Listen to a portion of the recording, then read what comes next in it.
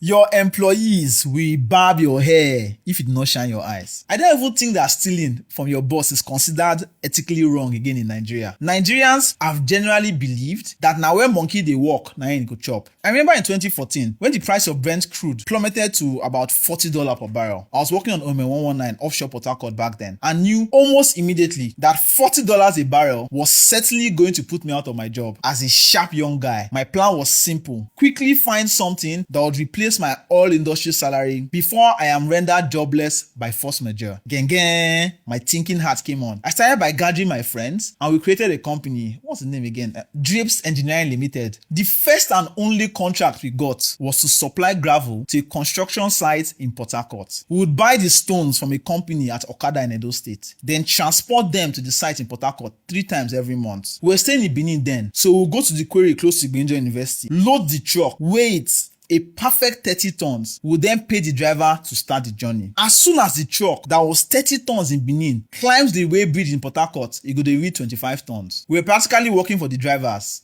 and the quarry. In a bid to salvage situation, we then employed one of my friends who was jobless to be following the truck driver every night. All the profits we were making was being swallowed by that guy's salary, but we were determined to prove our worth so that we can get other contracts. After the guy's third trip, my guy met me and said he couldn't continue anymore.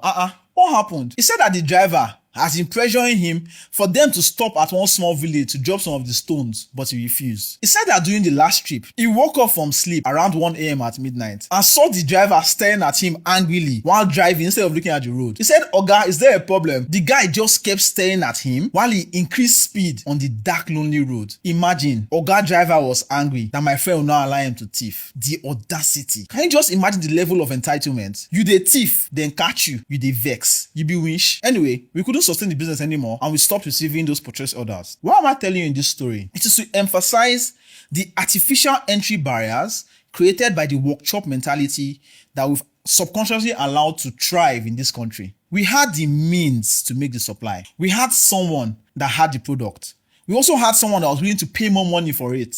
But the driver decided to be the weapon fashioned against us. This is the story of many industries in Nigeria. The entitlement of our citizens that give them the boldness to steal without fear has created an artificial entry barrier in many otherwise lucrative businesses.